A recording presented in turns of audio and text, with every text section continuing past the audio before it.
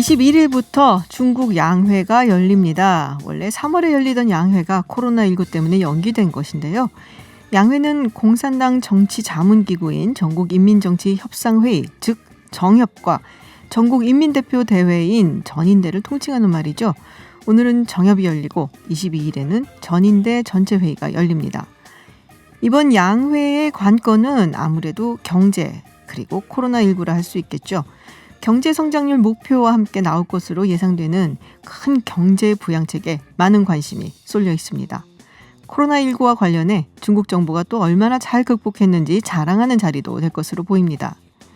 특히 눈길을 끄는 것은 일본과의 관계를 개선하는 것에 대해 주시하라는 중국 측의 언급이 있었다는 건데요. 미국의 트럼프 대통령 취임 이후 미국과 대만과의 관계가 눈에 띄게 개선되고 또 중국을 견제하는 모양새에 중국은 일본과 한국, 특히 일본에 손을 뻗는 것 같습니다. 그런데 코로나19로 인해 많은 글로벌 기업들이 생산기지를 외국에서 안전하게 자국으로 옮기는 경향이 두드러지는 가운데 일본은 지난 3월 초 이미 아베 총리 차원에서 중국에서의 생산 라인이 끊기는 것을 우려하면서 기업들이 중국에서 철수를 해서 일본으로 돌아오거나 또는 다른 아시아 국가로 다각화하는 것을 권장했습니다. 이를 위한 예산도 이미 배치했고요. 일본의 밀당 전략인지 아니면 임시 방편적인 것이었는지 앞으로 중국과 일본은 어떤 관계를 만들어 나갈지 올 하반기 우리가 예의주시할 일이 생겼습니다. 네, 궁금한 뉴스를 쪽집게처럼 쪽쏙 뽑아서 알기 쉽게 설명해드리는 뉴스 1타 강사 시간입니다. 최영일 시사평론가 그리고 오늘은 승재현 한국형사정책연구원 연구위원과 함께합니다. 어서 오세요. 안녕하세요. 안녕하십니까. 전 두 분이 모르시는 줄 알았는데 잘하신다고. 아유, 네, 향후 미래 비즈니스까지 존경하는 생각하고. 분입니다. 아 그러세요? 아니 제가 존경하시. 이 범죄와 형사정책 우리 스티븐이 전문가예요. 그런 분위기 아니에요. 아, 서로 막 이렇게 존경합니다, 존경합니다. 왜 이렇게 예뻐졌어? 이런 말 정말 싫어해요. 아 정말? 네, 그러지 마시고요. 네. 저분 굉장히 다크한 분이에요. 네, 본론으로 들어가도록 하겠습니다. 생후 25개월 된 딸이 같은 아파트에 사는 초등학생에게 성폭행을 당했다라는 내용의 청와대 국민청원이 올라온 적이 있는데 이게 알고 봤더니 거짓이었다. 아, 충격이었죠? 아니 거짓으로 올려도 어떻게 이런 걸 올려요? 아니 그러니까 저는 납득이 되지 않는 게 자신의 25개월 된 딸을 성폭행을 당했다고. 이웃의 그것도 초등학생 5학년 남아가 뭐 하루 이제 이 자기 집에 와서 놀다가 자고 갔는데 아침에 깨서 보니 문제가 생겼더라. 병원에 갔더니 이 의료적 문제가 있더라. 따졌더니 그쪽에서는 우리는 모르세 하더라. 이거 굉장히 공분을 일으킬 만한 내용을 이 글을 저도 읽어봤지만 너무 구체적이어서. 근데 문제는 초등학교 5학년 하니까 당장 앞에 전문가가 계시지만 법적 조촉이 어렵잖아요. 그렇죠. 네. 초등학교 5학년 뭐 한 12살 아닙니까? 네. 그래서 이거 어떡하나 하는 걱정과 함께 이틀 만에 이 국민청원 아시죠? 한 달 내에 20만 명 넘으면 정부가 답변해야 되잖아요. 입장을 내놔야죠. 이틀 만에 20만 명을 넘겼고. 그렇죠. 당연히 공분을 사는 내용이니까. 이게 53만 3천 명까지 상당히 높은 동의가 이루어졌는데 그 시점에 이제 그럼 경찰이 이거 좌시할 수 있는 사건이 아니네. 조사를 해야 되겠다. 그럼 피해자 조사 먼저 하잖아요. 불러서 얘기를 들어보니 그래 내용처럼 구체적이지 않고 뭐가 좀 앞뒤가 안 맞는 거예요. 나오는군요. 그래서 추궁하니 이거 거짓으로 올린 글이다. 완전히 이해할 수 없는 게 자기 딸이 성폭행을 당했다는 얘기를 하는 것조차 너무 상상조차 싫을 것 같은데 이 얘기를 올리고 더군다나 거짓말이고 가해자를 가상으로 만들어냈다는 것도 이해가 안 가고 도대체 왜 이런 짓을 한 거며. 사실 이게 보통 사건을 보면 다들 아시겠지만 자기가 어떤 억울함과 배제를 당하면 그 사실 좀 부풀릴 수는 있어요. 부풀려서 예를 들어 절도를 당한 걸 뭐 강도로 당했다. 보통 일반인의 입장에서는 절도는 그냥 모르게 갖고 오는 거고 강도는 때려서 갖고 오는 건데 잘 구별을 못하니까 이거 절도를 강도로 이야기할 수 있는데 지금은 가해자가 존재하지 않는 그잖아요. 그러면 사실상 사건 자체가 없으니까 배제와 뭐 그런 어떤 미움이 전혀 나와 있지 않는 상황에서 이렇게 되었기 때문에 그래서 지금 청와대 게시판의 거짓 청원을 어떻게 막을 것이냐.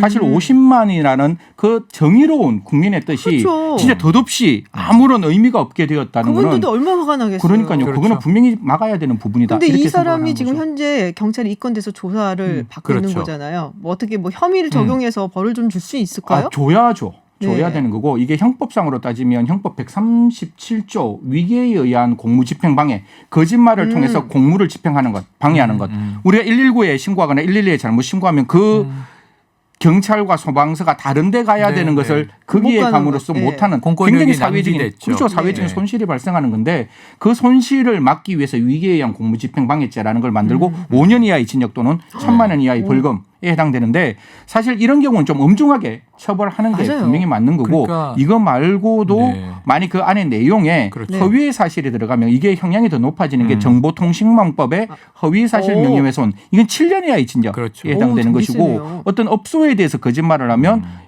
허위 사실 적시 업무방해죄가 성립되는 거기 때문에 굉장히 조심하시고 굉장히 자기의 정말 억울한 진실한 내용을 반드시 밝혀야 한다. 이게 유사한 사건이 하나 있었어요. 네네. 과거에 기억하실지 모르지만 이 세모자가 있었는데 선글라스 끼고 나왔던 이 어머니가 우리 아이들이 아들 둘인데 저 기억나요. 맞아요. 시아버지와 남편에게 성폭행을 당했으며 성매매에 이용됐다. 맞아요. 천인 공로에 정말 말도 안 되는. 근데 이게 처음에는 공부는 하죠. 정말 그런 일이 있었다면 이게 시댁 뭐 아버지와 할아버지와 아버지가 자기 아들들을 이렇게 아동 학대했단 말인가? 그랬는데 이게 나중에 알고 보니까 엄마의 거짓말이었고 엄마 뒤에는 무속인이 조종을 했어요. 그래서 이 엄마는 징역 4년, 무속인은 징역 8년. 근데 이 죄가 뭔가를 보면 이 엄마가 무고죄. 시아버지와 남편을 무고했잖아요. 없었던 사실을. 그렇죠. 또 하나 아동 학대. 그런데 무속인이 더 처벌은 2배 높아요. 8년 징역. 왜냐하면 이게 무고 교사였어요. 근데 그때는 이 무고의 대상이 있었어요. 시아버지와 남편은 억울하게 지금 뭐 자신의 아이들을 학대했다는 이제 거기에 휩싸였는데 여기는 아까 말씀하신 대로 가해자가 가상이야. 그러니까 무고는 없는 거지. 그래서 제가 보기에는 전 생후 25개월 딸이 나중에 성장해서 우리 엄마가 했던 이 사회적으로 큰 파장을 일으킨 사건을 알게 되면 이 아이 또한 정신적 충격을 받겠죠. 그래서 이런 부분에서는 이것도 전 아동학대의 일환이 될 수는 있겠다. 이런 생각이 듭니다. 근데 인지를 못하니까 상관이 없는 건지 잘 모르겠지만 근데 이런 국민청원 게시판에 좋은 이야기들은 정말 청원을 할 만한 것들도 올라오지만 뭐 이런 것까지 올릴까 싶은 더구나 이건 거짓말이잖아요. 이런 것들 좀 필터링하는 시스템이 있어야 되지 않는 얘기가 사실 예전부터 좀 나왔어요. 한 2년 전에도 이런 어떤 그 청와대 게시판에 문제가 많이 발생해서 어떻게 해야 될 것이냐의 논의를 했는데 사실 청와대 그 게시판 들어가 보시면 그 공지가 다 나와 있습니다. 그래서 뭐 허위의 사실이라든가 명예훼손되는 거는 숨겨질 수 있고 그다음에 그게 나타나지 않는다. 이런 어떤 경고성 문구가 하나 들어오고 그 청와대 청원의 정당성을 확보하기 위해서 3월 달부터 100명 이상의 동의가 있어야지만 그게 현출될 수 있는데 이게 이제 그 17가지 카테고리가 있어요. 들어가면 그중에 17번째에 보면 이제 기타라는 난들이 있고 각각의 어떤 성폭력 인지 뭐 그다음에 인권 이런 데 대해서 자기의 억울함을 나타내는데 사실 그게 진실인지 거짓인지를 할 수 있는 판단할 수 있는 필터링이 없기 때문에 청원할 때 다들 아시겠지만 페이스북이나 뭐 특정 SNS를 통해서 익명성에 의한 어떤 청원이 되는데 적어도 개인의 억울함에 관련된 내용이라면 사실 이게 고소장과 유사할 수 있잖아요. 처벌해 주세요. 공개 고소장이 그렇죠. 그렇게 본다면 당연히 그 청원인의 이름, 청원인의 전화번호 정도는 남겨야 되는 것이고 저는 청와대에서 이런 공개된 게시판에서 아까 우리가 논의했지만 범죄가 될 수 있는 사항을 내버려 둔다는 것은 공적 이익에 공공의 의무에 위배할 수 있기 때문에 그런 사실이 왔을 때 그 전화번호에 적어도 청와대 관계자가 전화를 한번 한다면 정말 가해 사실을 따질 수는 없지만 피해 사실은 따질 수 있잖아요. 그리고 가끔 청와대에서 전화 받으면 긴장하잖아요. 그러니까 어떤 공공기관에 왔을 때 가끔 받으시나 봐요. 아니요. 그 거짓말을 못한다. 우리나라의 최고 연구기관의 연구위원이니까 연락받을 수 있겠죠. 받아본 적이 없어서 들어오면 그때 사실 긴장할 수밖에 없다면 그런 상황에서 확인하고 난 다음에 그게 공지의 글로 올라온다면 적어도 이런 거짓의 일정 부분은 필터링이 될 수 있다. 그래서 좀 청와대에서 이런 내용을 고민하고 있다고 하니까 그런 부분에 대해 좀 적극적으로 좀 살펴주시다. 그러니까 정책이 아닌 경우에 이제 개인적인 이런 경우는 하소연에 가까운 혹은 이제 굉장히 억울한 일이 있어서 어디에 하고 싶다면 하소연할 곳이 없는. 그렇다면 이거는 그게 신문고의 기능이잖아요. 청와대 민원 게시판은 결국은 신문고의 역할을 한다. 근데 그게 모든 정부 부처에 다 있어요. 어차피 국회에도 있어요. 근데 문제는 이런 걸 안 쓰는데 청와대에 굳이 몰리는 이유 중에 하나는 정말 부처가 제대로 성심성의껏 대응해 주지 않더라. 청와대에서 많은 사람들이 보고 이거 문제 있다라고 동의해 주면 언론에서도 다뤄주고 굉장히 의미는 있어요. 네. 제가 보기에는 이게 오바마 백악관의 정책을 따온 거잖아요. 네, 맞아요. 그래서 저는 의미가 이 순기능이 훨씬 크다고 보는데 문제는 아까 말씀하신 대로 이 부작용이 있는데 어떻게 개선하고 필터링할까. 보호할 건. 근데 이거를 필터링 기능을 넣으면요. 또 청와대에서 수많은 사람이 고생을 하게 될 텐데 일자리 창출. 일자리 창출의 장점은 있겠죠. 네, 일자리 자원봉사 형태로라도. 네. 네. 자원봉사 말고 돈을 좀 줘야지 그래도. 그러면 이제 파트타이머 형태로라도. 그럼요. 네. 자, 다음 이야기 나눠보도록 하겠습니다. 네, 청와대 국민청원 때문에 또 이제 논란이 된 맞아요. 인물이 한 명 더 있는데요. 세계 최대의 아동 성착취물 사이트 웰컴 투 비디오. 네네. 이걸 운영했던 손정우 씨 그리고 손 씨 부인입니다. 엊그제 손 씨에 대한 범죄인 인도 청구 첫 신문이 열렸다라고 이야기가 나오고 있습니다. 맞아요. 조금 설명을 해주세요. 이제 우리 청취자분들이 이게 뭐였지 하고 하실 수 있으니까. 자, 이 손정우라는 네. 인물은 자 이제 다크웹이라고 네네. IP가 추적되지 않는 네네. 이 인터넷 저 지하 세계에 수많은 이제 범죄물들이 오가는 게 짧게 있어요. 해주세요. 시간 자, 없어요. 그런데 거기서 웰컴 투 비디오라는 사이트를 네. 만들었는데 전 세계의 이용자가 굉장히 많았어요. 네. 여기에는 이제 우리가 최근에 조주빈 사건처럼 아동 성착취물을 올리고 공유하는 사이트였습니다. 여기는 이제 미국인들이 굉장히 많이 이용하고 들어와서 보고 올리기도 하고 유포하기도 하고 그래서 이게 우리나라에서는 매우 낮은 형을 받은 거예요. 네. 원래 올해 4월 27일에 출소 예정이었어요. 1년 6개월을 징역을 다 살았고 출소하려는 찰나에 미국에서 범죄인을 인도해달라라는 요청이 온 거죠. 미국에서 뭔가 이제 처벌을 하겠다라는 것이죠. 범죄인 인도 송환법이 네. 이 한미 간에 체결돼 있습니다. 근데 보니까 너희가 이 아동 성착취물로는 처벌한 것 같은데 형량도 작고 네. 여기는 막대한 자금이 돈 세탁이 됐다. 이게 유료로 자금 움직인 세탁. 사이트니까 그 법으로 우리는 처벌하려고 하니 보내라. 그래서 이제 우리가 풀어주기 직전에 조주빈 사건이 안 터졌으면 이거 묻혔을지도 몰라요. 네네. 그런데 유사한 먼저 이 어찌 보면 시초격인 이제 범죄가 있었단 말이에요. 그 우린 넘겨주기로 한 거예요. 그래서 이 범죄인 인도를 위한 구속영장을 다시 청구해서 그게 법원에서 받아들여져서 지금 구속 상태에서 송환을 다투는 신문을 하는 거예요. 송환을 다투는 여기에 신문을 지금 손정우는 한 것이다. 안 나왔고 그 네. 아버지가 아버지가 나와서 나와서? 상당히 화제가 됐습니다. 자, 이게 뭐 어떻게 되는 건가요? 그러면은 그 원래 아버지가 보내지 말아 달라고 네, 처음에 청원을 네, 했었거든요. 이게 사실 두 가지를 봐야 돼요. 이게 네. 범죄인 인도를 잘 안 해보셔가지고 이걸 나오는 패널 분들이나 뭐 미국 변호사분들이 약간 좀 다른 맞아요. 결의 말씀을 주시는데 우리나라가 1999년에 미국과 대한민국 사이에 네. 그 범죄인 인도 조약을 맺었고 네네. 그 조약에 따르면 뭐 예를 들어서 우리나라에서 1년 이상의 징역에 해당될 것, 그다음에 우리나라에서 재판받지 아니할 것, 그다음에 기본적으로 자국민에 대한 인도는 허용되지 않는 이런 어떤 여러 가지 조건이 있었는데 법무부에서 그걸 스크리닝해 보니까 충분히 자금 세탁에 대해서는 전혀 처벌받지 않았고 네. 자국민이라 할지라도 충분히 보내줄 만한 형사사법의 정의를 실현할 부분이 있다. 이래서 이제 그 법무부에서 인도 명령, 즉 법무부 장관의 네. 명령이 나오고 지금 법원에서 재판을 하고 있는데 이제 손정우 아버님은 아들이잖아요. 그러면 그렇죠. 부정이 있을 거고 그 부정의 입장에서는 범죄인, 그러니까 아까 조약 말고 대한민국에서 실정법으로 만들어놓은 범죄인 인도법에 보면 대한민국에서 기소된 범죄에 대해서는 인도할 수 없다. 이렇게 네. 되니까 지금 대한민국에서 만약에 범죄 중에 자금 세탁에 대해서 기소하면 사실 안 보낼 수 있잖아요. 아. 그 활용 점정을 이용을 했는 거예요. 아. 그게 우리 범죄인 인도법 7조의 2호 절대적 인도 금지 사유 대한민국에 그 범죄로 기소되면 그러니까 이제 고발을 했는 거예요. 사실 국가적 법이기 때문에 범죄 수익은 고소가 아니고 고발이면 고발이라는 건 그냥 그 사건에 좀 이렇게 수사를 촉구해 달라라는 네네네. 의미지 친고죄가 아니기 때문에 이 고소가 있고 난 다음에 새로운 어떤 국면 전환은 없는 상황에서 이제 그렇게 주장하겠죠. 내가 고발했으니 우리 아들 대한민국 검찰에서 기소할 거다. 네네. 그러니까 그때까지 재판 좀 기다려달라라고 첫 번째 이렇게 항변을 할 거고 두 번째는 그 손정우가 미국 갔을 때 다른 어떤 범죄로 처벌받을 가능성이 있으니 그게 대해서 처벌받지 않도록 보정해달라. 이런 미국 이야기를. 정부의 보증을 받아달라. 달라는데 그게 그 아까 범죄인 인도 조약이라는 네네. 그 조약의 15조의 특정성이라는 원칙이 있고 우리 범죄인 인도법 3조 2는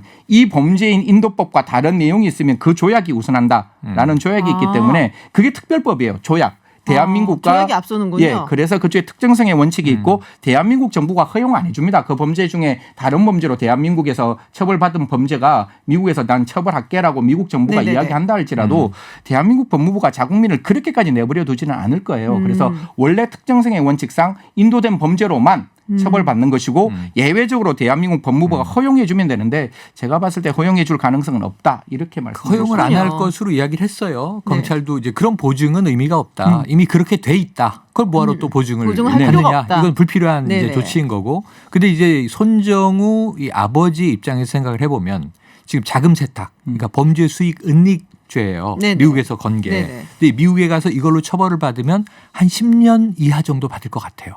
근데 미국에서 성착취물, 아동 성착취물을 그거는 가지고 뭐, 이걸 아유. 더 걸면 20년 이상도 나올 수 있을 그거는 것 같아요. 엄청나죠. 예. 왜냐하면 지금 이 손정우가 운영했던 웰컴 투 비디오에서 이 착취물을 다운로드 받은 미국인은 15년을 받고 있어요. 근데 이걸 운영한 운영자는 한국에서 1년 6개월을 받은 거야. 그러니까 이제 미국에 가면 큰일 날 수 있는 거죠. 네. 그게 두려워서 아버지는 이런 얘기를 합니다. 중죄, 이 중벌을 받더라도 고국에서 받게 해달라. 미국 가면 죽는다. 이런 얘기 하고 좀 있거든요. 무섭긴 할 것 같아요. 네네. 아니, 미국, 뭐 가족 입장에선 미국 가족은, 네. 그 마음을 네네. 헤아리지 못하는 건 아닌데 네네. 손정우의 범죄는 너무 극악무도한데 그렇죠. 우리나라 법정에서 약하게 처벌한 게 문제란 말이죠. 이제야 N번방 이후에 커지고 있어요. 네. 제가 보기엔 이제 우리 정부가 보낼 것이냐 말 것이냐인데 근데 검찰은 이런 얘기를 했어요. 살짝 흘렸는데 국내에서는 왜 자금 세탁으로 안 걸었느냐 이런 문제가 나올 만하잖아요. 네네. 증거가 좀 충분치 않았다. 추가 수사가 필요한 사안이다. 근데 미국은 지금 충분한 이 자료를 확보하고 증거를 확보하고 처벌할 준비를 하고 있다는 거예요. 아. 그럼 어차피 지금 이게 글로벌로 연결돼 있는 범죄인데 우리 검찰이 이제부터 수사해서 고소를 그 아버지가 했으니 그럼 자금 세탁으로 추가 기소를 해서 국내에서 처벌받게 할 것이냐. 미국으로 송환해서 미국에서 이미 다 처벌받게 수사가 할 것이냐. 끝나 있는 미국의 법정에서 처벌받게 할 것이냐. 여기에 대해서 많은 여론은 보내라는 여론이 높습니다. 일부분만 아무래도, 제가 시간이 걸마 없을 것 같은데 네네. 가장 간단하게 말씀드릴게요. 왜 대한민국 검찰이 이 범죄 은닉으로 수사가 어려운가 하면 우리나라에는 비트코인, 크립토커런시, 네네네. 암호화폐에 대해서 아무 규정이 없어요. 그러니까 아하. 여기에 대해서 법적으로 규정도 없고 경제적으로 규정도 없고 아. 미국에서는 이게 뭐 범죄 수법이라 제가 그냥 간단하게 하나의 비트코인을 10개나 100개나 1000개로 나누면 이 자체가 자금 세탁이 돼요. 머리 런더링이 되기 때문에 쪼갰다는 그 자체만으로 구성요건 해당성을 살펴볼 수 있는데 우리는 그 비트코인을 어떻게 해야지 은닉하는 거고 어떻게 해야지 가장하는지 비트코인은 금융실명제도 없어요. 그렇죠. 그냥 테리, 뭐 톰, 스미스 이런 걸로 다 이렇게 비트코인을 지갑을 만들어서 분산시켜 놓는 게 이게 은닉일까? 제가 만약에 담당 부장검사라도 이 사건에 대해서 공소를 제기하면 유죄 판결을 받아야 되는데 아직 그런 게 없는 상태에서 아하. 법 유죄, 규정이 없다. 공소 유지하는 게 그렇군요. 타당하지 않으면 이게 수사권 남용이 될 수 있고 공소권 남용이 될 수 있는 부분이 있어서 비트코인 초기로 가보시면 우리나라는 일단 이 화폐 아니다라고 규정하고 시작을 맞아요. 했잖아요. 그렇죠. 그래서 그런 부분이 되어야 된다. 그래서 FIU에서도 비트코인에 대해서는 이걸 어떻게 뭐 텀블러라 그러는데 쪼개는 방법에 네네. 대해서 분명히 규제를 해야 된다 이렇게 생각합니다. 이거는 그렇군요. 나중에 꼭 한번 대한민국 국회에서도 정부에서도 꼭 논의해 주셨으면 하는 그렇군요. 비트코인 때문에 이건 이제 거래하고 그럴 때 이제 대체로 그런 암호화폐를 통해 갖고 네. 거래를 그렇죠. 하고 조주빈도 그렇으니까. 그랬고. 네, 알겠습니다. 간단하게 마지막으로 이게 뭐냐고요, 도대체. 네, 이 무관중으로 지금 프로스포츠를 치르고 있는데 지금 상암에서 치러진 K리그 FC 서울 그리고 광주 FC 경기에서 리얼돌이 등장을 했다. 그러니까 네네. 대신 마네킹을 세웠는데 지금 리얼돌을 갖다 놨다는 거예요. 아니에요. 이게 일부러는 그러지 않았을 거라고 생각을 합니다. 아니 저는 네. 이거는 일단 일리는 있어요. 뭐냐 하면 보니까 이 뭔가 사람 비슷한 걸 앉혀놓고 네. 흥을 좀 돋구기 위해서. 근데 왜 무관중보다는 리얼돌이냐고. 그러니까 뭐 이제 사람 사진도 놓고 팬들이 현수막 걸고 네. 그랬는데 리얼돌 업체에서 보니까 우리 제품은 너무 리얼리티가 좋아. 근데 저기 있는 게 너무 엉성해.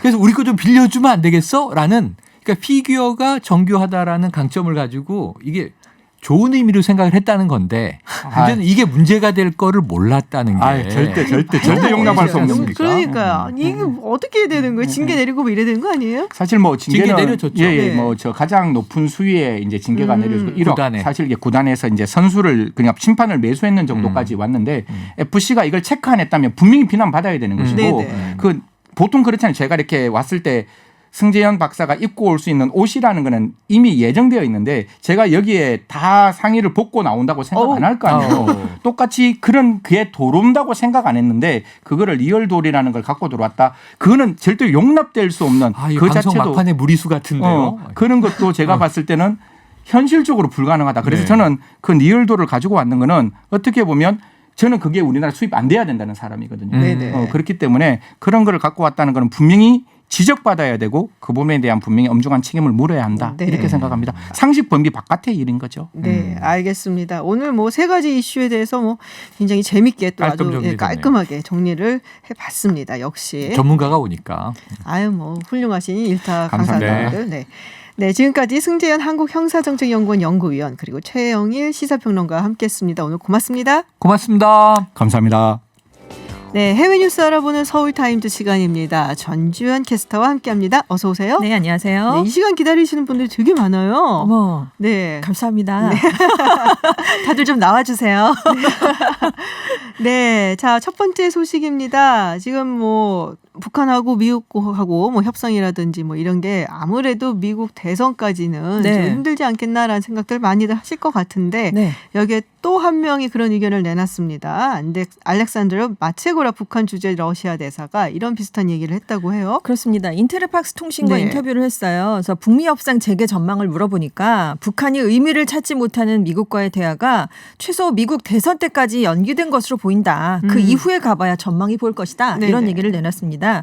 왜냐하면 북한이 작년 2월에 이제 하노이 북미 협상이 실패한 이후에 입장을 바꿨다는 거예요. 예전에는 북한이 단계별 비핵화 조치를 내놓으면 거기에 미국이 합당한 제재 해제를 하는 걸 요구를 했다는 거죠. 근데 이제는 미국이 영구적으로 대북 적대 정책을 포기하고 그것을 행동으로 증명해라. 이게 미국과의 대화 전제 조건이 됐다는 겁니다. 훨씬 더 좀 강화가 된 네네. 거죠.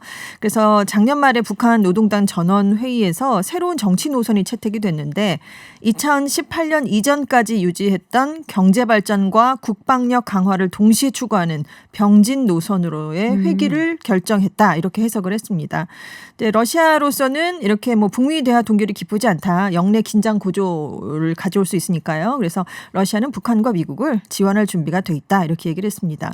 그리고 이제 사람들이 관심을 갖는 게 북한의 코로나19 상황이잖아요. 네, 북한이 다른 어떤 나라보다 먼저 강력한 방역 조치를 취했다라고 설명을 하면서 북한에 감염자가 없다는 북한 당국의 발표를 나는 신뢰한다. 이런 얘기를 했습니다. 그렇군요. 자, 지금 뭐 미국 대선 11월에 다가오고 있는데 저는 절대 얘기 안 할 겁니다. 누가 네. 이길 걸지. 근데 지금 그래도 이제 벌써부터 전망들이 나오고 있어요. 네네. 근데 옥스퍼드 이코노믹스 지금 영국 경제 분석 기관인데 트럼프 대통령이 무난하게 재선에 성공할 것이다. 라고 얘기를 했었어요. 네, 그렇습니다. 네, 6개월 전에. 근데 지금은 질 것이다 라고 이야기를 하고 있습니다. 이게 경제 문제 때문에 그렇겠죠. 그렇습니다. 지금 전국 득표율 35%를 할 것 같다. 그래서 역사적인 패배를 할 것으로 보인다. 이렇게 전망치를 수정을 한 건데요. 이 기관이 이제 대선을 예측할 때 실업률, 가처분 소득, 인플레이션 같은 경제 지표만을 이용해서 내놓고 있습니다. 그랬는데 1948년 이후 18번의 미국 대선 중에 16번을 맞췄대요. 네. 그래서 이제 사람들이 중요한 건 지난번에 마시네요. 네, 지난해 11월에 이제 현재 경제 상황이 계속 유지되면 트럼프 대통령이 전국 득표율 55%로 승리할 것이다라고 예측을 네네. 한 건데 작년 11월까지만 해도 미국 경제가 좋았거든요. 그러니까 이제 이렇게 좀 무난한 전망이 나왔습니다. 그런데 이제 작년 말 12월 이후에 전 세계에서 이제 코로나19 상황이 이제 걷잡을 수 없이 거세지면서 이 예측이 정반대로 바뀐 건데요. 미국 실업률이 4월에 14.7%까지 올랐거든요. 그리고 계속해서 미국의 장기 침체 전망이 나오고 있으니까요. 그래서 옥스퍼드 이코노믹스는 미국이 올가을에도 실업률이 13% 이상이고 1인당 실질 국민소득이 1년 전보다 6% 낮은 상황을 가정해서 트럼프 대통령이 11월에 펼쳐지는 대선에서 패배할 것이다. 이런 예상을 내놨습니다.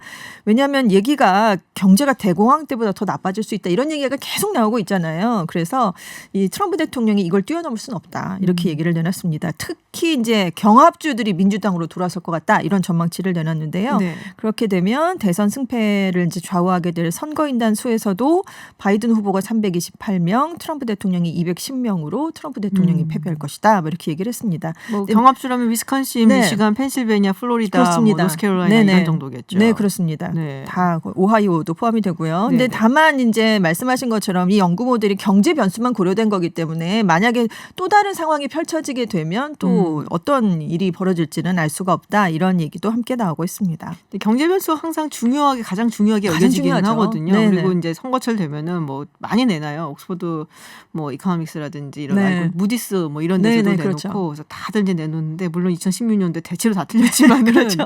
네, 뭐 한번 두고 보긴 해야 되겠습니다. 하지만 확실히 6개월 전하고는 이제 네. 상황이 좀 많이 달라진 많이 것만은 달라졌죠. 사실인 네네. 것 같습니다.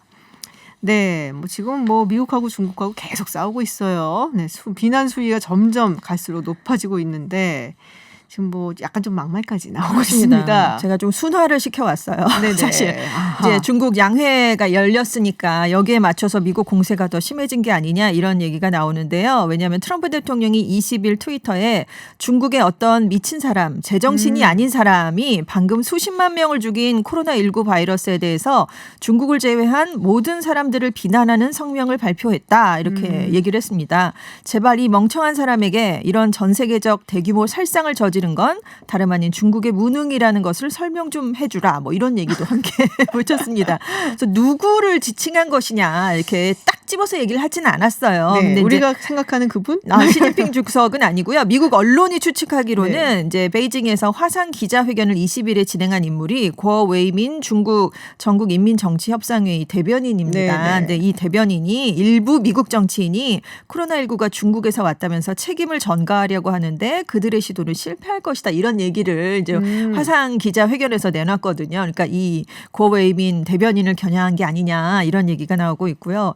폼페이오 미국 국무장관이 이제 더 좀 세게 얘기를 했는데 중국은 1949년부터 악랄한 독재 정권에 의해 지배를 받아왔다 이렇게 얘기를 한 거예요. 그래서 시진핑 체제를 사실상 독재 정권이다 이렇게 규정을 한 셈이어서 훨씬 더 센 강도의 발언을 내놨습니다. 지금 대만에 이제 네. 차이잉원 총통이 이기를 시작을 네, 했잖아요. 집권 이기를 시작을 했고 또 폼페이오 국무장관 뭐 축하한다는 메시지까지 그렇습니다. 보냈고 이례적이었죠. 네, 49년 얘기를 하니까 갑자기 기억이 새록새록 또 네. 떠오르고 있네요. 그렇습니다. 네.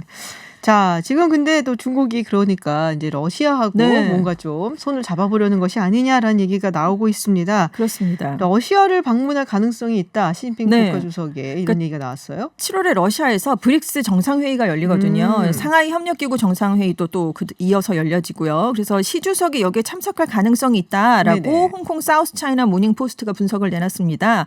지금 러시아가 계속해서 코로나19로 다 이제 뭐 화상회의 같은 것들로 대체를 했지만 이 회의는 푸틴 러시아 대통령이 직접 주재하는 대면 회의로 이끌려고 하고 있거든요. 그래서 시 주석이 러시아를 방문해서 푸틴 대통령과 회동할 가능성이 있고요. 그렇게 된다면 코로나19가 확산한 이후에 시 주석이 첫 번째로 해외에 방문하는 경우가 러시아가 되겠습니다.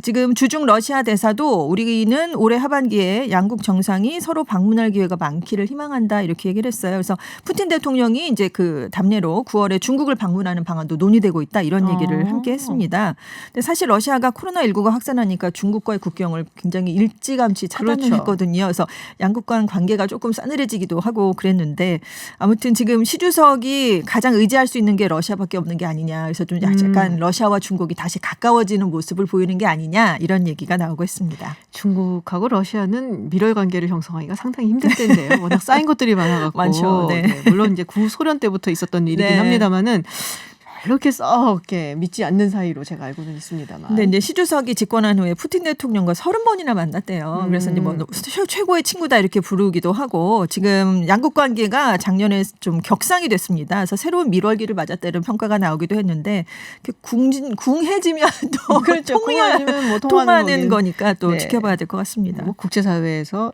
친구가 어디 있습니까? 네, 사실은. 그렇죠. 네. 알겠습니다. 해외 뉴스 오늘 여기까지 듣도록 하겠습니다. 지금까지 전주현 외신캐스터였습니다. 오늘 고맙습니다. 네, 감사합니다. 2000년대 시범 사업을 시작으로 시작한 원격 의료 수십 년 동안 제자리 걸음이었는데요. 코로나19 유행 속에 도입 논의가 탄력이 붙고 있습니다. 정부의 코로나19 대응 및 경제 활력 제고를 위한 10대 산업 분야 규제 혁신 방안에도 포함이 됐고요. 또 문 대통령도 비대면 의료 서비스 등 주목받는 분야를 발굴해달라고도 주문했는데요. 당장 대한의사협회에서는 코로나19로 한시적으로 운영 중인 전화상담 처방을 전면 중단하라는 권고까지 내리면서 반발을 하고 있습니다. 네, 그래서 이번 시간에 이 원격 의료 추진을 둘러싼 기대 그리고 우려의 목소리를 좀 들어보려고 합니다. 먼저 홍윤철 서울대병원 공공보건의료사업단장 모셨습니다. 어서 오세요. 네, 반갑습니다. 홍윤철입니다. 네, 그리고 대한의사협회 김대하 홍보이사 나오셨습니다. 어서 오세요. 네, 안녕하세요. 김대하라고 합니다. 네, 지금 원격 의료 추진에 이제 정부가 힘을 싣고 있는데요. 먼저 두 분의 의견이 어떠신지 좀 듣고 가려고 합니다. 네, 홍윤철 단장님. 그 원격 의료라고 하는 말이 사실은 이제 어떤 말이냐면은 통신망을 바탕으로 해서 이제 멀리 떨어져 있는 네. 말하자면 환자와 의사가 떨어지는 공간에서 진료를 할 수 있는 저 이제 원격 진료라고 하는 개념에서 원격 의료를 사용해 왔고 또 그렇게 추진해 왔는데 사실은 그게 기본적으로 원격 의료를 추진을 했을 때 중요한 것은 우리나라 국민들의 건강이 그것으로 향상될 것이냐, 네네. 보장이 될 것이냐, 또는 의료 체계가 그것으로 더 좋아질 것이냐 하는 기본적인 말하자면 의료의 개선에 대한 논의 없이 원격 의료가 그대로 추진되는 것은 바람직하지 않다고 생각됩니다. 다만 요번에 다행히 그 정부에서는 원격 의료라는 말 대신에 비대면 의료라는 말을 쓰기 시작했잖아요. 그것은 한편으로는 이제 그런 반성이 조금 있다고 저는 생각을 하고 국민의 건강이 도움을 받는 향상되는 방면으로 이제 원격 의료 사실 원격 의료라는 말은 저는 바람직하지 않다고 생각되고 이제 의료의 개선이 이루어져야 된다 이렇게 생각합니다. 그럼 지금 뭐 당장 추진하는 것은 바람직하지 않다라는 말씀이신 것 같고요. 그렇지 않습니다. 네. 지금 사실 의료 체계에 여러 가지 문제가 있거든요. 가장 큰 문제가 1차 의료가 네네. 지금 제대로 돌아가고 있지는 않습니다. 거의 의료 체계가 정상이 아니라고 볼 수 있고 그것은 1차 의료가 강화돼야지만 네네. 우리나라 의료 체계는 살아난다 이렇게 생각이 되고요. 그러면은 원격 의료를 찬성을 하시는 거예요? 지금 그렇죠. 추진하는 것을? 지금 추진하는 네네. 과거에 그러니까. 추진했던 원격 의료에 대해서는 제가 반대를 하는 거고요. 네. 다만 그것이 개선돼서 개선되는 1차 방향으로. 의료를 개선한 방향으로 네. 추진되는 것이 사실은 굉장히 필요하다 네네. 이렇게 생각합니다. 네, 알겠습니다. 자, 그러면은 김대하 홍보이사님 대한의협이시니까 이제 네. 대한의협에서 공식적으로 발언을 내놨을 거예요. 반대를 하시는 입장이시고요. 네, 맞습니다. 원격 의료 이런 논란에 대해서는 한마디로 이제 상당히 우려스럽다는 네네. 건데요. 지금 이제 말씀을 너무 잘해 주셨는데 이 어떤 원격 그러니까 멀리 떨어져 있는 환자를 정보통신 이런 기술을 이용해 가지고 의료 혜택을 주고 진료를 하는 것이 원격 의료일 텐데요.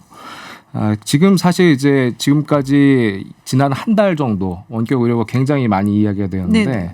그 과정에서 보면 사실 어떤 의료라기보다는 원격에 좀 더 방점이 찍힌 정보 어떤 산업이라든지 기술 이런 것에 어떤 방점이 더 찍힌 논의들이 사실 주로 더 있었던 것 같아요. 예를 들면은 용어에 있어서도 비대면 진료라는 것이 이제 과거의 원격 의료에 대해서 어떤 반성의 측면이 있는 것 같다라고 말씀하셨지만 사실 정부의 부처들이 원격 의료라고 했다가 비대면 진료라고 약간 말을 또 바꾸기도 하고요. 네네. 또 이것을 본격적으로 마치 추진할 것처럼 이야기를 하시다가 또 이제 돌아서고 나면은 본격 추진까지는 아니고 제도화할 생각까지는 없다. 감염병 사태에서 그 어떤 사태를 극복하기 위한 수단이다라고 또 이야기하시는데 말씀하시는 분도 여러 분이시고 쓰시는 용어도 다르고 또 이제 매일 바뀌는 그런 입장들이 나오다 보니까 사실은 당사자라고 할 수 있는 의료계 입장에서는 상당히 이제 헷갈리는 상황이고요. 그렇다 보니까 어떻게 보면 좀 뭐랄까 생산적인 논의가 안 되고 오히려 이 갈등이 좀 빚어지는 그런 네네. 상황도 있는 것 같아요. 그래서 그런 논의 과정 자체를 하나 말씀드리고 싶은 거고 네. 원격 의료 자체의 어떤 비대면 진료로서의 한계점 대면 진료에서 얻을 수가 있는 그런 정보들을 네네. 비대면 상황, 전화라든지 화상으로는 얻지 못하는 것들이 분명히 많이 있기 때문에 네. 이런 부분에서 진료에서 안전을 확보하기 어렵다는 것, 그리고 그걸로 인한 어떤 사고라든지 오진, 이런 가능성, 거기에 따른 법적 책임 이런 것들 사실 2014년에 큰 이제 원격 의료로 혼란 있을 당시에도 다 제기가 됐던 것들입니다. 그래서 네. 그런 부분들이 전혀 해결이 되거나 새로운 대안이 제시되지 않은 상황에서 이런 논의가 있는 것에 대해서 이제 유감스럽게 생각하는 거고요. 그러니까는 두 분 모두 사실은 이제 현재까지 논의되고 얘기가 되어 왔었던 원격 진료에 대해서 반대를 하고 여전히 그것이 안 되고 있기 때문에 반대를 하시는 것이고 우리 홍인철 단장님께서는 이제 그것에 대해서 새로운 방안, 개선 방안을 우리가 지금 이야기를 해서 추진을 할 때다라고 말씀을 하시는 것 같아요. 자, 근데 이제 뭐 여러 가지 얘기가 나오고 있습니다만은 뭐 4차 산업革命 뭐 이런 얘기도 많이 나오고 있고요. 또 우리가 뭐 굉장히 많은 인구가 지금 고령 인구지 않습니까? 그러니까 뭐 병원에 오시는 것이 불편하신 분들도 있고 또 약간 산골 지역에 사시는 분들도 있고 또 이런 부분들을 좀 감안해서 선진국들이 또 도입을 하고 있으니까 해봐야 되지 않겠냐라는 이야기들도 좀 있습니다. 어떻게 생각하세요? 이게 좀 단계적으로 도입을 하는 것에 대해서는 어떻게 생각을 하세요?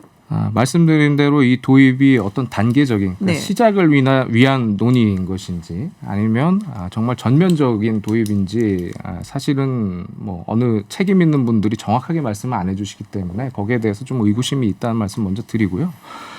전면적인 도입이 아니라 정말 말 그대로 단계적이고 논의를 거쳐서 해나가는 도입이다. 라고 할 때는 당연히 어떤 새로운 기술이 의료에 접목되는 부분에 있어서 저희가 논의를 못할 이유는 없다고 생각을 합니다.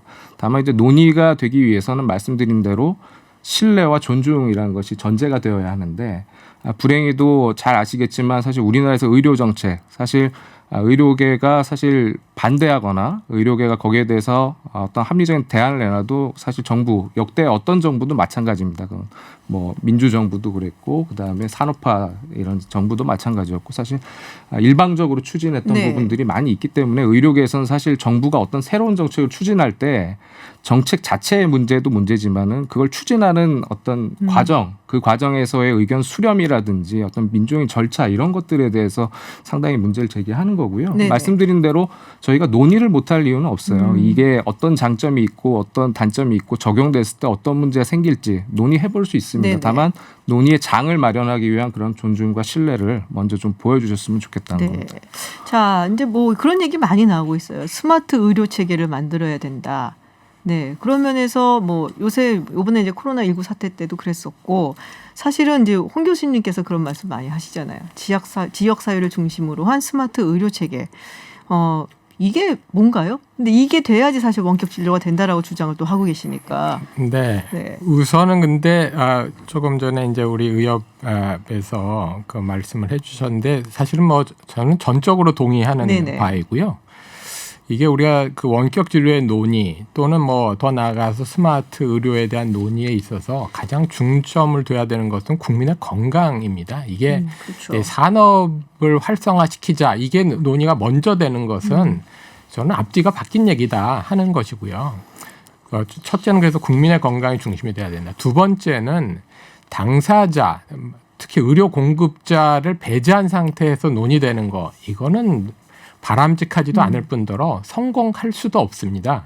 그래서 의료 당사자의 그 기본적인 말하자면 반대가 있으면 반대 이유 또 거기에 대해서 어떤 뭐 적극적인 개선이 있으면은 개선을 하려는 설득하려는 노력 이런 것들이 반드시 있어야지 된다고 생각을 하고 우리 조금 전에 김대하 이사님 얘기하셨지만 그동안에는 그런 부분들이 제대로 되지 않았다. 저도 이렇게 생각하고요. 그러니까 절차적 정당성 또한 굉장히 중요하다. 이런 건데 다행히 오늘 또 김대하 이사님께서 이야기를 못할 거는 아니다. 그리고 대안이 있으면 제시해달라. 이렇게 얘기를 해주셨기 때문에 그건 굉장히 저는 뭐 제가 생각할 때는 굉장히 전향적이다. 네네. 저는 이렇게 생각을 했고요.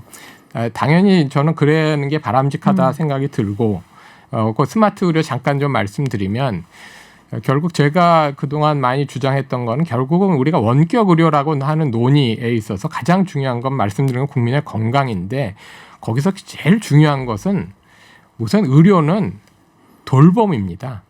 사람을 돌볼 수 있어야지 의료가 되는 거지 기술로 뭔가 해결된다. 그거는 기술은 보완적인 요소이지만 돌봄이 일어나야 되는데 돌봄이 일어나려면 반드시 대면 진료에서는 반드시 있어야 됩니다. 그러면 이거 어떤 원격 진료? 비대면이 같이 있어야지 되는 거죠. 스마트 의료는 대면만 갖고는 부족하니까 우리가 그 디지털 헬스케어라고 하는 여러 가지 도구들을 활용해서 모니터링도 하고 지역사회에서 그런 정보들을 비대면에서 충분히 활용하면서 대면을 하는 그 소위 지역사회 1차 의료를 강화시키는 수단으로서의 스마트 의료를 제가 말씀드리는 것이고요. 그게 가장 먼저 돼야지 그 다음 단계들도 다 이루어진다 하는 것이고 정부가 생각하는 과거에 정부가 생각했던 거는 그 순서를 바꿔서 생각했던 것 같아요. 그렇게 기술로 모든 게 이루어진다. 첫째, 제 보기에는 그건 가능하지 않고요. 두 번째는 그게 국민의 건강을 향상시킨다고 보기가 좀 어렵다. 저는 이렇게 생각이 됩니다. 그래서 그럼 대면 진료가 우선해야 된다면 기본이 돼야 된다 하는 거고요. 그거는 의료의 저는 원칙이라고 생각이 되고 왜냐하면 돌봄이 일어나지 않고선 의료가 어떻게 될 수 있을까 하는 생각을 갖고 있습니다. 그러니까 다만 지금 우리 1차 의료가 말하자면 아까 신뢰 말씀해 주셨는데 국민들의 신뢰를 충분히 받고 있느냐에 대해서는 조금 우리가 반성할 필요가 있고 1차 의료의 질을 향상을 시켜야 되는데 그게 사실은 뭐 우리 그 의료계한테 다 맡겨서 알아서 잘해라 이렇게 어렵거든요. 정부가 많이 지원해 줘야 됩니다. 그 부분을. 그래서 의료를 향상시켜 놓고 1차 의료를 그 다음 단계에서 또 여러 가지 뭐 산업의 발달, 그 다음 단계 자연히 따라올 수 있다고 봅니다. 지역 동네에서 사실 우리가 뭐 진료를 하시는 우리가 제너럴리스트라고 하잖아요. 이제 이런 분들이 조금 더 뭐 의료 환경이나 이런 걸 향상을 시키고 그리고 의료 기술도 향상을 시킨 다음에 그 다음에 생각을 해야 될 것이다라는 이제 말씀이신데 지금 청취자 질문 중에 어르신께서 매번 같은 약을 타러 병원을 가시기 때문에 비대면 진료 찬성입니다라는 말씀을 하셨어요. 근데 이런 경우도 많잖아요. 외국에는 초진 말고 재진이라든지 이런 경우에는 원격 진료를 허용하는 경우들이 있더라고요. 그런 것에 대해서는 어떻게 생각하세요?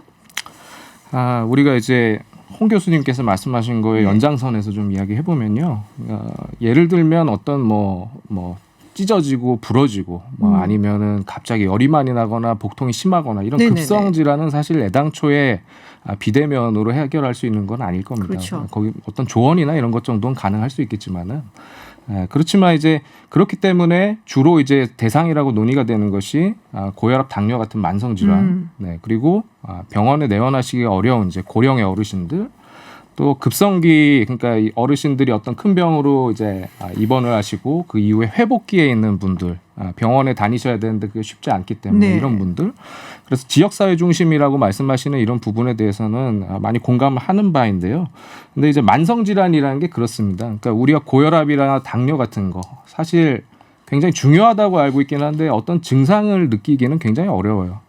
그 환자가 사실 내가 고혈압 때문에 어떤 게 불편하다, 당뇨 때문에 어떤 게 불편하다까지 도달하기 위해서는 사실 상당히 심한 상황이 되거나 아니면 어떤 합병증이 나타날 정도가 돼야 되는 경우가 많고 그건 무슨 말씀이냐 하면 환자분들이 사실 어떤 이 병을 그냥 약만 먹으면 되는 질환으로 이해하고 있는 경우가 상당히 많다는 거고요.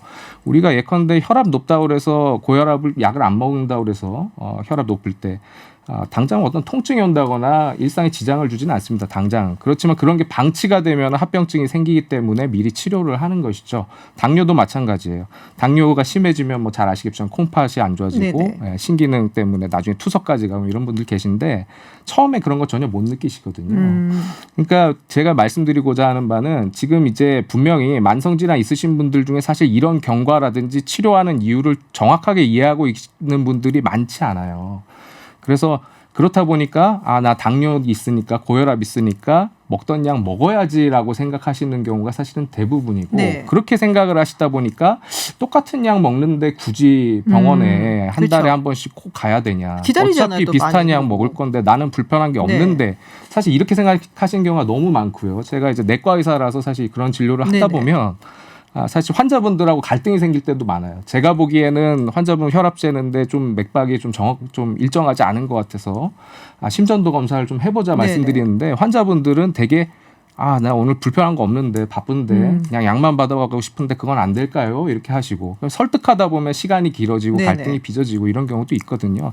제가 말씀드리고 싶은 것은 이런 분들에게 우리가 돌봄을 하는 건 굉장히 중요한 일인 건 맞는데요.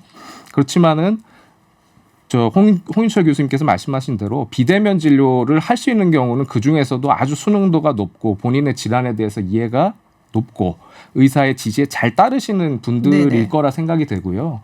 그렇지 않은 경우 대부분 와서 빨리 약 받아가야지라고 생각하시는 이런 정도의 이해를 가지신 분들이 만약에 집에서 전화라든지 화상으로 처방을 받을 수 있다라고 하면 전화 진료는 그냥 처방을 빨리 편하게 받는 수단으로 전락할 가능성이 굉장히 높다고 보는 겁니다. 네, 알겠습니다. 그 의료계에서 얘기하는 게 이제 그렇게 돼서 만약에 사고라도 생기면은 이거는 누구의 책임이냐라는 말씀을 되게 많이 하시거든요.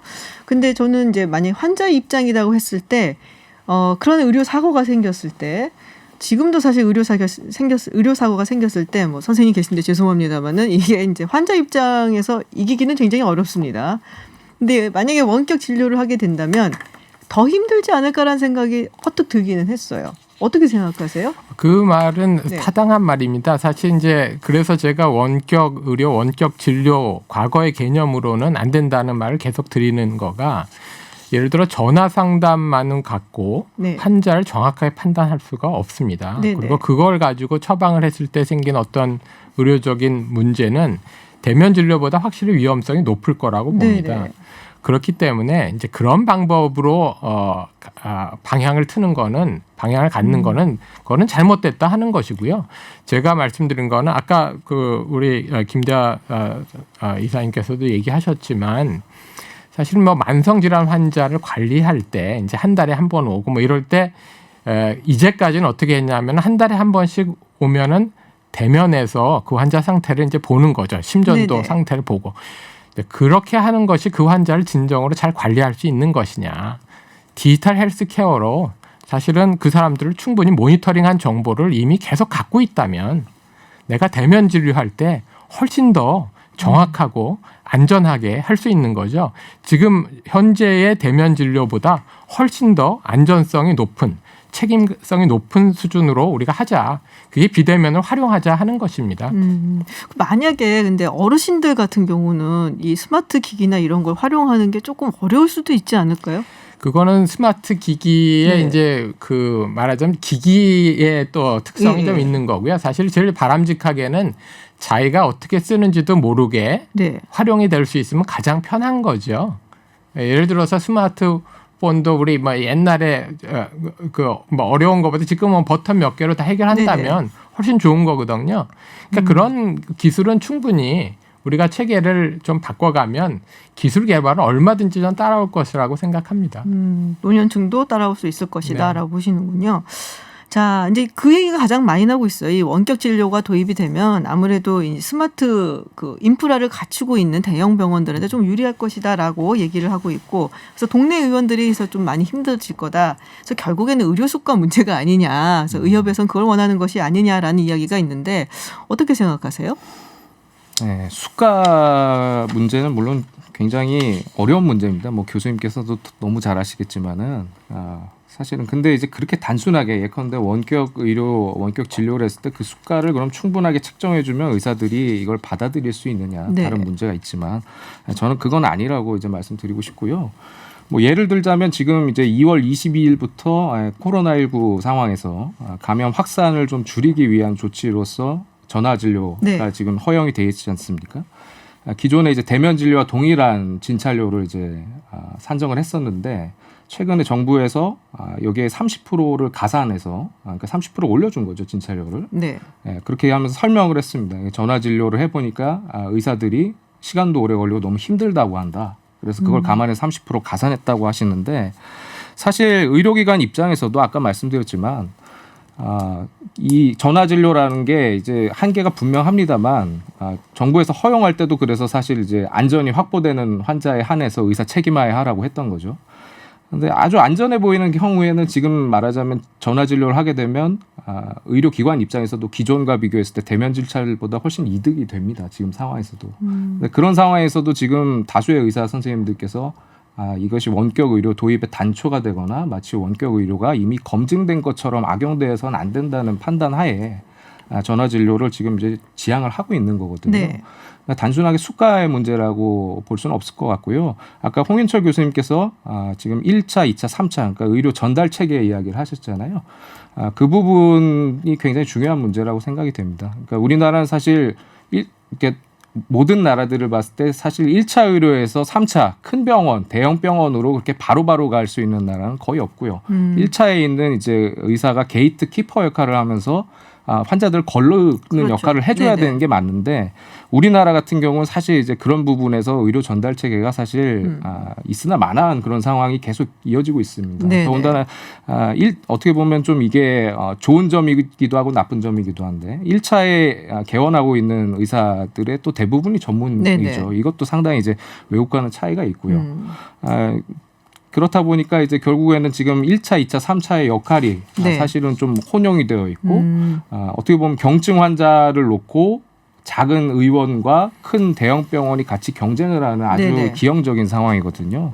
근데 이런 상황에서 원격 진료가 도입된다라고 했을 때 물론 그거를 우리 홍인철 교수님 같이 의료에 대한 이해가 깊으신 분들은 당연히 1차 의료 중심으로 해야 된다고 생각하시지만 네.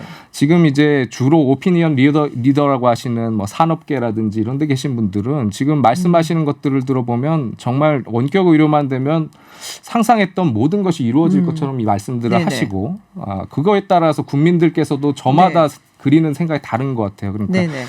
나는 지금 서울에 있는 서울대병원에 약 받으러 3개월 만에 한 번씩 하루 종일 KTX 타고 올라가서 가야 되는데 이게 되면 나 여기서 그냥 받을 수 있겠구나 이렇게 생각하시는 분들도 있고요. 아마 네. 이런 욕구가 상당히 크실 거라 보고 그렇다고 하면 결국 의료 전달 체계가 무용지물이 되는 그런 상황이 될 수 있다는 알겠습니다. 그러니까 1차 진료 체계를 굉장히 강화해야 된다는 말씀을 아까부터 사실은 하셨어요. 그래서 거기서 먼저 우리가 스마트 의료 체계를 출발을 해야 된다는 말씀을 하셨는데 네. 네, 그 말씀 아까 질문 드린 네네. 거가 이제 지금 원격 치료를 하면 다 병원으로 쏠리면서 갈 네네, 거 아니냐 맞아요. 이제 그거 네. 질문해 주셨잖아요. 대형 병원 좋아해요. 우리 국민들이 또. 지금 원격 그 진료라고 하는 거를 아무런 준비 없이 하면 당연히 그렇게 되고요. 네네. 그렇게 되면 아마 의료는 붕괴로 갈 거라고 봅니다. 의료 전달 체계는 좀 완전히 망가지는 현상이 되고 그것이 국민의 건강을 지킬 것이냐 그렇지 않다고 저는 보고요.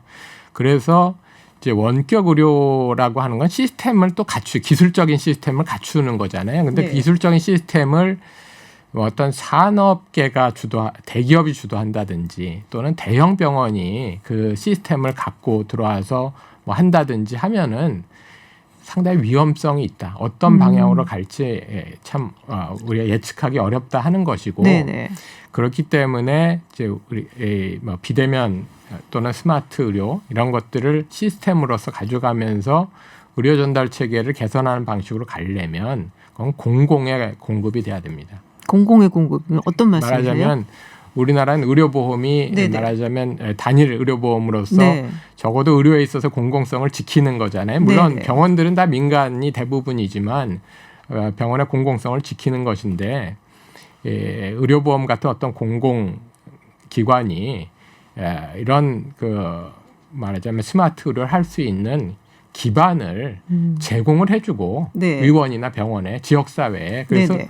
의사들이 다 쓸 수 있게 해주고 그렇게 해서 1차 의료가 살아나게 해준다면 그러면은 훨씬 이게 정말 의료의 그 체계의 개선에 네네. 도움이 될 거다 저는 이렇게 생각합니다. 네.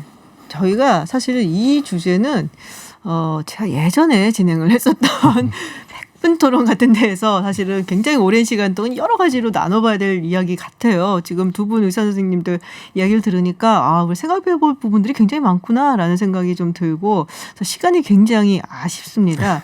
한 번 더 나와주시면 정말 좋을 것 같아요. 지금 뭐 우리가 몰랐던 얘기들도 있고 사실 원격 진료에 대해서 잘 이해를 못했던 부분 그리고 현재 의료계 상황 이런 것도 잘 모르기 때문에 네. 한 가지만 시간이 좀 없는데요, 교수님. 그렇습니까? 네. 네. 그걸 다음에 꼭 나오셔야 됩니다. 네. 그러니까 네. 그래서 오늘 원격 진료에 대한 토론은 여기서 마무리를 하도록 하고요. 다음번에 한 번 더 저희가 자리를 마련하도록 하겠습니다.